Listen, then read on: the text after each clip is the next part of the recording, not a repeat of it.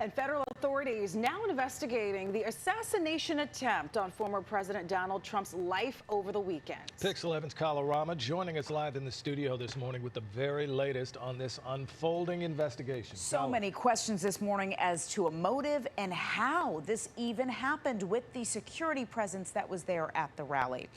Well, we can tell you that Donald Trump has the same questions, and he's now in Milwaukee as today begins the Republican National Convention, saying on Truth Social, "I cannot allow a shooter or potential assassin to force change to scheduling or anything else." He also told the Post that he is not supposed to be here. He said to the Post, "I should be dead."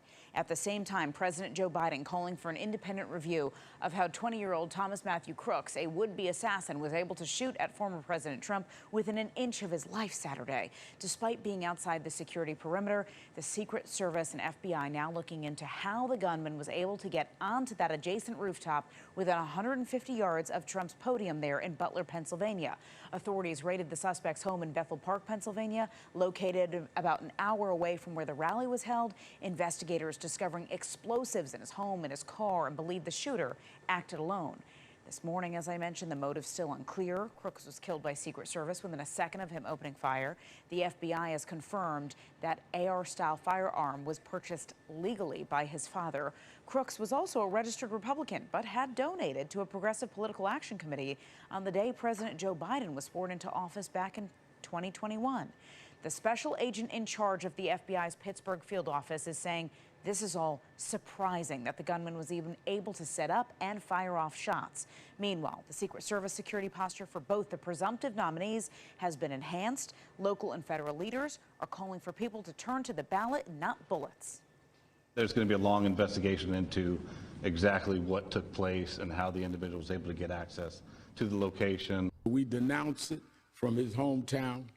We will fight on the issues, but we will not fight about having the safety. Political violence is not how we settle, how we peacefully transfer power in this country. Politics must never be a literal battlefield, or God forbid, a killing field.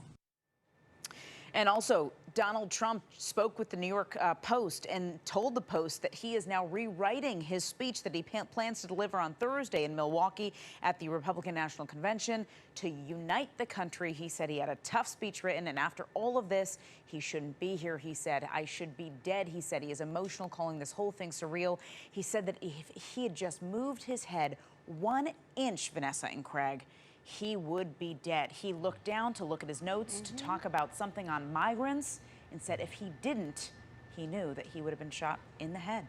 We all saw the moment where he felt that bullet whiz by. Yes. All right. Shocking. Kala, thank you so much for your reporting.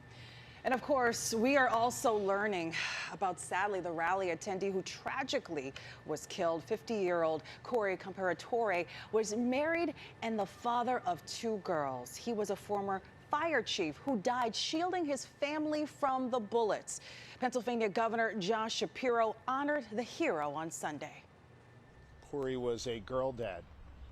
Corey was a firefighter. Corey went to church every Sunday. Corey loved his community. And most especially, Corey loved his family. Corey dove on his family to protect them last night at this rally. Corey was the very best of us. The governor ordered flags in the state be flown at half-staff in his honor. A GoFundMe created in support of Comparatore's family has already surpassed $823,000. With the Republican National Convention set to kick off in Milwaukee today, many wonder, will Saturday's assassination attempt impact security plans already put in place? Well, the Secret Service says there are no plans to change security protocols. Thousands of Republicans will attend the 4-day event, where Mr. Trump is expected to be formally elected as the party's presidential nominee. The former president is expected to speak at the convention Thursday night. And stay with us throughout the morning as we continue to follow the attempted assassination of former President Trump.